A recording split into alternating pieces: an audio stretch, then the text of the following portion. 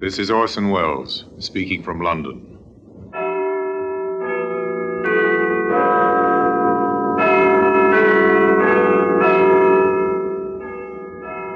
Here in the grim stone structure on the Thames, which houses Scotland Yard, is a warehouse of souvenirs, where everyday objects, a broom, a vase, a lampshade, all are touched by murder.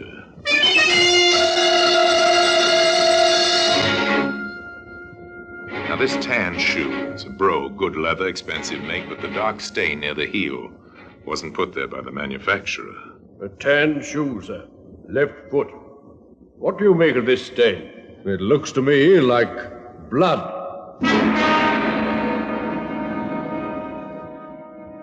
Today, that shoe can be seen in the Black Museum.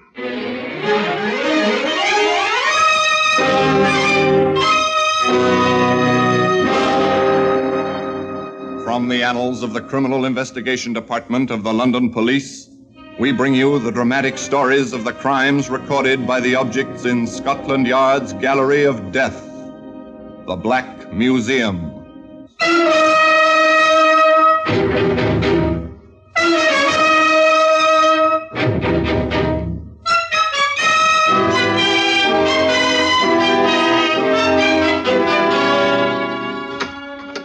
Well, here we are in the Black Museum.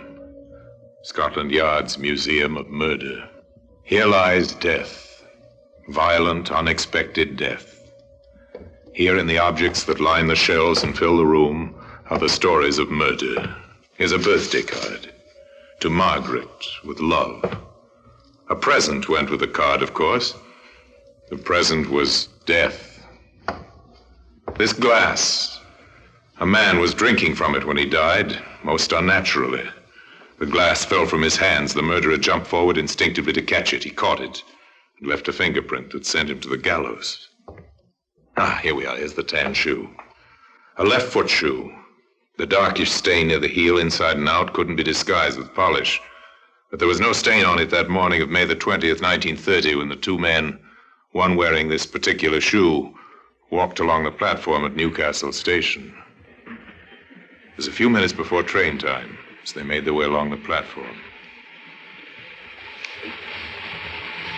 I tell you, John, my firm regard me most highly. I'm sure they do, my dear chap. It's not that I care to boast, but their attitude speaks for itself. In what way? Well, as you know, they allow me to travel with the colliery wages each Friday. From the bank in Newcastle to our office at Almouth. Yes, a very responsible task. Come, my friend, admit the truth. What truth, John? Well, they really don't allow you to travel unescorted with so much money in that black leather bag. Oh, yes, they do. But there's no guard cunningly posted someone else on the train to watch you? None whatsoever. You see, they place great trust in me. They do indeed. Mark my words, I'm in line for a colliery managership one day. And you deserve it, my dear chap. Yes, it'd be a fine reward for 20 years' work. Morning, Collins. Oh, good morning, Dennis. Fine chap. He's a clerk with a neighbouring colliery. Now, come on, John. I think this is our carriage. Oh, it seems to be empty. Splendid. We can have a good talk during the hour journey to Almouth. Now, come on, sit down and make yourself at home.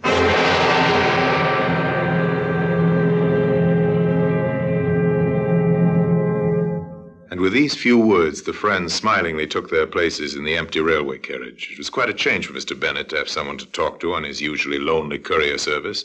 More often than not, he was alone with his small black bag. For it was not his habit to trust strangers when carrying a large sum of money. But this chap seemed a decent sort.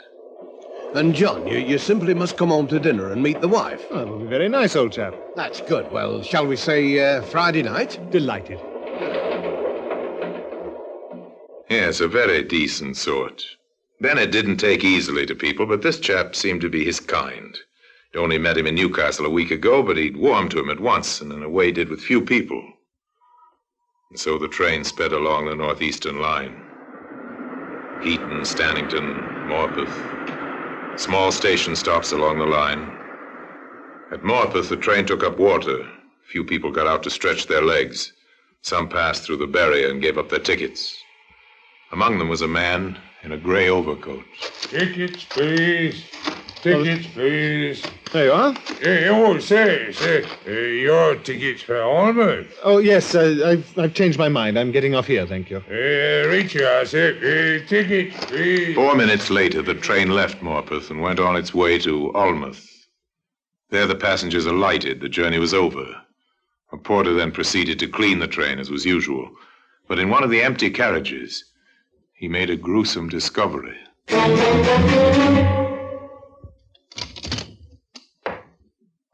Hey, what's this? Blood on the floor?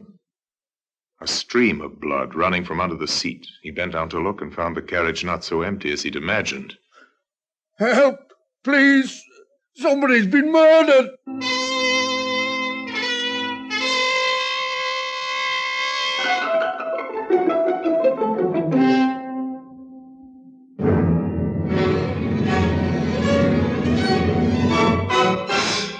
Somebody had indeed been murdered. And the next logical step, after the local police had been hurriedly brought to the scene of the crime, was to send for Scotland Yard.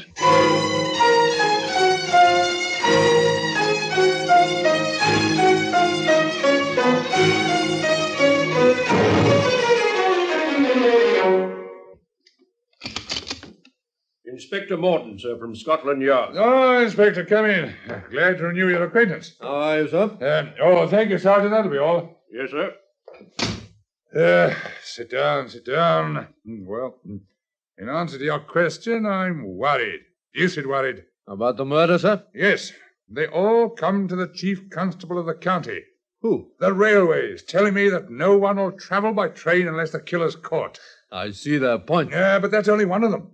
And then there's the colliery, insisting that we find the murderer of their employee and the man's wife, of course. Yes, I know. Well, you can hand all that sort of thing over to me now. And I can't say I'm sorry. First of all, sir, would you supply me with some preliminary facts? How much do you know about the murdered man? The chief constable explained it all to the London detective. The dead man's name was Wallace Bennett, a meek and faithful little man. For the past 20 years, he'd worked for the leading colliery in the district. For the past 5 years, he'd been their paymaster, traveling with his cash bag to pay the miners' wages each week in Almouth. Well, there it is, Inspector. He took the train as usual this Friday, but he arrived at Almouth dead. And the bag in which he carried this money, sir? It was missing. The inspector wanted to find out first about that missing bag. Most of all, how much money it contained. He went to the colliery manager. Now, sir, I'd like to have your help in connection with the murder of Bennett. Well, anything I can do to help, you can count on me. Well, first, I'd like to find out how much the bag he was carrying with him contained. Well, the person who can answer that question is Miss Robertson in our accounts department.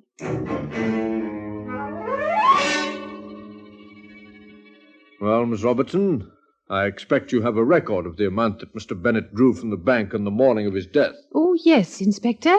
I have a note of it here. The amount is exactly £400, 8 shillings and 4pence. And how was the money made up? In various denominations, Inspector. You see, it was required for paying the men at the colliery, but the greater part in pound notes. And, Inspector, I thought that you'd be making inquiries, so I was in touch with the bank this morning. Yes? The money was paid out in used notes, and the bank has no trace of the numbers. Oh, bad luck. But thank you, Miss Robertson. You've saved me a disappointment and a wasted visit. Now there were other things and other people to see.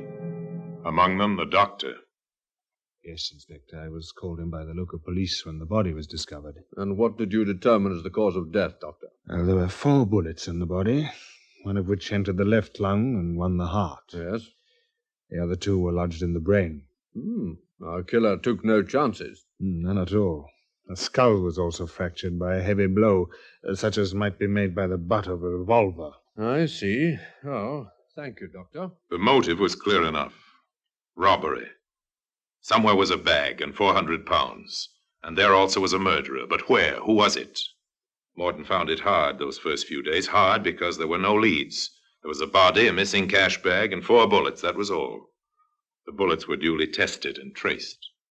Nickel-cap bullets are unusual style, fired from a .32 revolver. Any hope of tracing that gun, Morton? Well, we're working on it now, sir. The train was thoroughly searched. No sign of the gun, but I'm having a very thorough search made along the railway track to see if we can uncover anything there. Good. I should think it likely that the killer might have thrown the gun out of the window. Well, let me know as soon as you've anything to report, would you?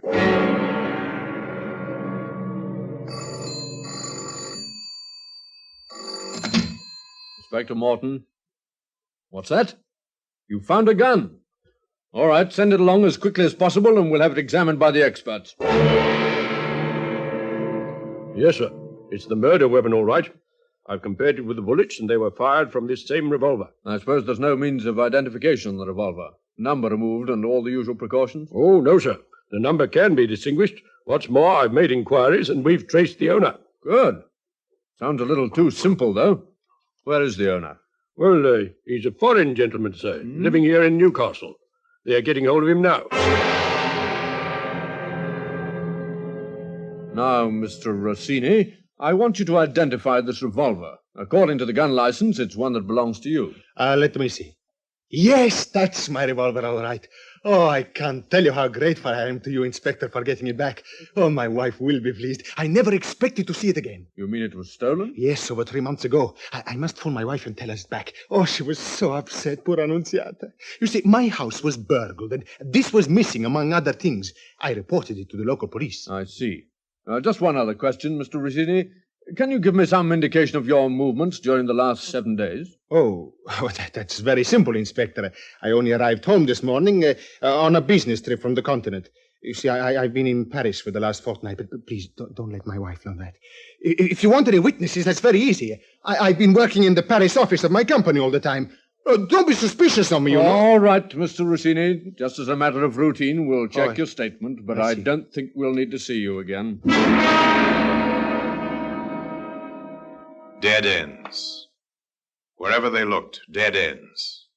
With the inquest pending, it looked as if a verdict of murder by a person or persons unknown would be certain. And yet that was not to be. A twist of fate, a new chance witness, was to revive the investigation, set it back on the trail which led to the murderer, and the bloodstained shoe, that same tan shoe, which can be seen today in the Black Museum.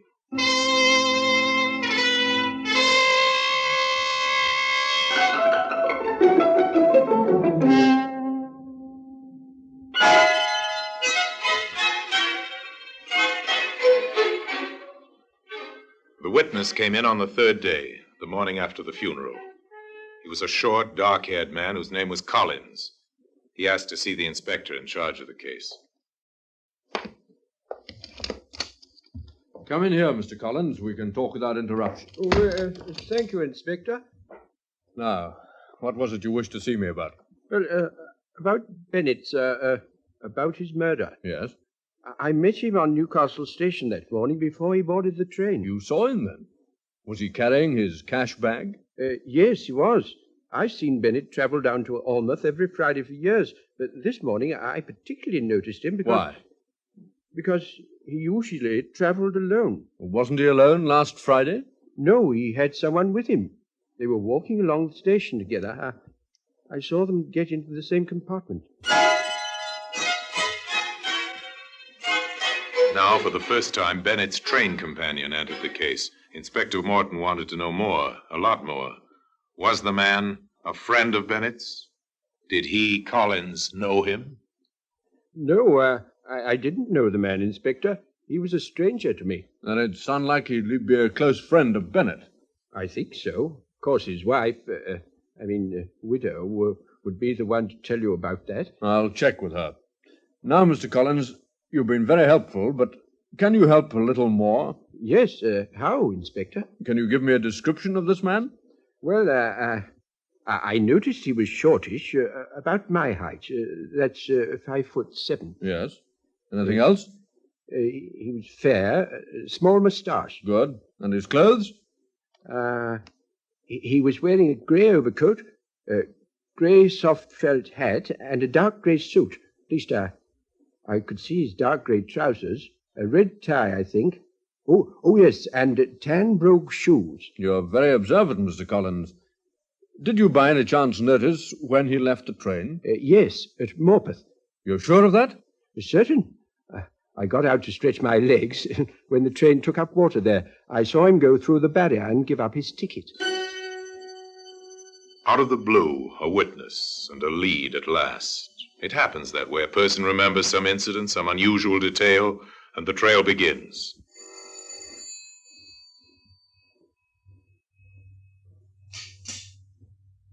Mrs. Bennett? Yes? I'm from the police. I'm sorry to trouble you at a time like this, but Inspector Morton would like you to answer a few questions. I'll do it. Thank you, Mrs. Bennett. Now, your husband left home at the usual time on that particular morning? Yes? Carrying the black bag containing the money? Yes. I was always worried about that bag. Yeah. Do you recall on this particular morning whether your husband was planning to meet a friend or anybody in particular? Well, if he was, he never mentioned it to me. He always travelled by himself, as far as I know. Ah. Well, amongst your husband's acquaintances, is there any man you can recollect, shortish, 5'7", fair hair, small moustache? No. No, I can't think of anybody like that. He definitely wasn't a close friend of my husband's, of that I'm sure. Inspector Morton hurried to Morpeth and interviewed the ticket collector. A man in a grey overcoat. Last Friday, you said, sir? Yes, a short, fair man, dark grey suit, and small moustache. Do you remember him? Funny, I do remember. He had a ticket to Ormouth. But he gave it up here. Yes, he said he'd changed his mind or something. Did you notice if he was carrying a small black bag? I couldn't say what it was, see. He had it inside his coat, covered up. It looked bulky. Inside his coat? Thank you. Thank you very much. A casual question had brought an encouraging, unexpected answer. The man who had left the train at Morpeth was concealing something bulky beneath his overcoat. The black cash bag was missing, and this man had traveled in the same train, according to a witness, in the very same compartment. All they had to do now was find him. The thought was not too comforting. Find one man who might be anywhere in England, one man who had left almost no trace behind him. And then fate, strange, incredible fate, intervened. Or was it fate? Perhaps it was stupidity or the unconscious urge to brag that lies hidden in every murderer. Anyway, it happened that same week at a hotel bar in London. Come on, have another, George. No, thanks, matey. I've got to be going. Come on, I'll pay. But you've already paid for 3. What's that matter? I've got money. Look. Blimey. £1 notes. Hundreds of them. I tell you, I'm rich. Come on, have another. 2 men drinking in a bar, 2 casual acquaintances. It might never have happened, but it did happen. And when one of them, his mind filled with misgivings and doubts, went to the police the next morning, Scotland Yard was speedily informed. Now, let's hear the story. Your name's Blakey, is it? That's right, sir. I'm a bus driver. This fella I was drinking with, he used to work for our company once. Do you know him well? Well, no, hardly at all. I met him in the pub last night, and he kept on buying me drinks. Then he brought out this great fistful of money. How much money would you say? Oh, 200 or 300 quid, I should think. Well, maybe I'm misjudging him, sir, but, well, I heard about the murder in Newcastle and the money being pinched. You did the right thing, Blakey. Don't worry about that. What's the man's name? Linkman. John Linkman, I think it is. Do you know where he lives? No, I've not the faintest idea about that. But you'll find him most nights down at the Roundhead Arms, sir, in the bar there. The Roundhead Arms, a small pub on a London side street, a long way from the scene of the murder. But here, that same evening, went Inspector Morton. What'll it be for you, sir? I'll order in a minute, miss. Thanks. I'm waiting for a friend. Okay. You might happen to know him. He's one of your regular customers. John Linkman. Johnny Linkman? Oh, yes, I know him. Funny thing, I came in here last Friday to have a drink with him and seemed to miss him. Oh, that's no wonder. You should have asked me. Johnny was away. He was away about a week. Oh, that explains it. Yes, some business trip, he said. Must have done all right, too, because he's pretty flush now. Nice to hear of an old friend doing so well. There he is now, just coming in. Hello, Johnny, love. Hello, Ruby. Find a bitter. Better make it 2. You've got a friend waiting for you. Oh? Never mind the drinks, miss. John Linkman. Yes, who are you? Inspector Morton from Scotland Yard. Scotland Yard? What do you want with me? There are one or two questions I want to ask you. Outside. With a firm grip on his quarry's arm, Morton left the hotel bar. Outside, a car was waiting. Morton and Linkman were driven to Scotland Yard. In here, Mr. Linkman. My dear Inspector, you must be out of your mind. What's the meaning of this treatment? Where were you last Friday, Mr. Linkman? Minding my own business. Oh, come, sir, that attitude's only wasting our time. Well, I was on a business trip, if you must know. Where? In the Newcastle district. I'm a salesman. What firms did you deal with there? And what firm do you represent? I'm a private trader. I saw no firms while I was there. None? No, my trip was a failure. Then where did you get the very large sum of money you've been carrying with you lately? Money? What money? I think you know to what I'm referring. May I see the contents of your pockets? Certainly not. Then you'll force me to go through the formality of a search warrant. Oh, all right. Here. A pen. Yes. Some silver and this.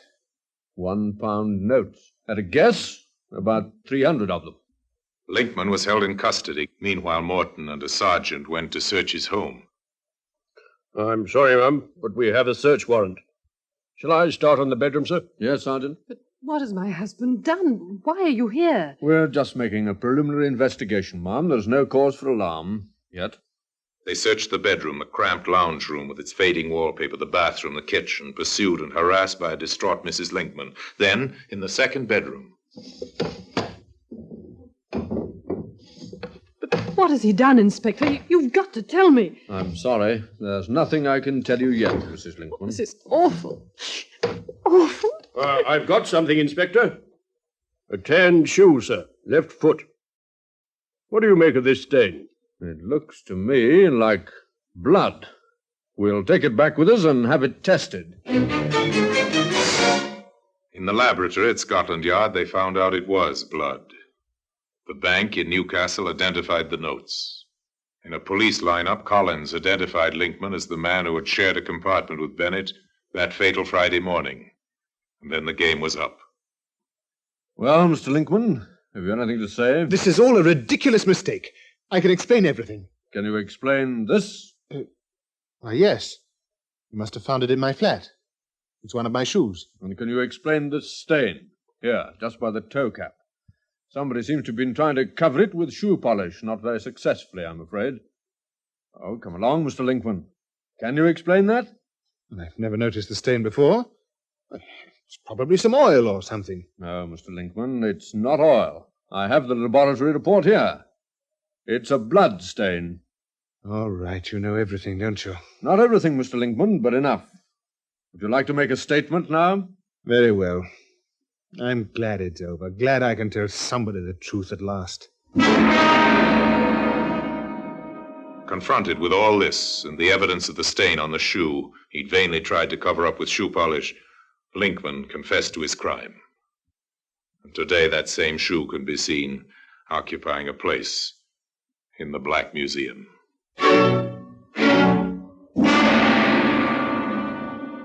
Orson Welles will be back with you in just a moment.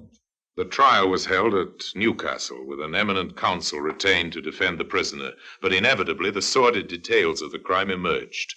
Linkman, being out of a job and needing money, a chance to make the acquaintance of Wallace Bennett in Newcastle. Learning his new friend carried large sums of money by train every Friday, Linkman carefully planned his crime. But he learned, much to his eternal sorrow, that care must be preserved both before and after murder.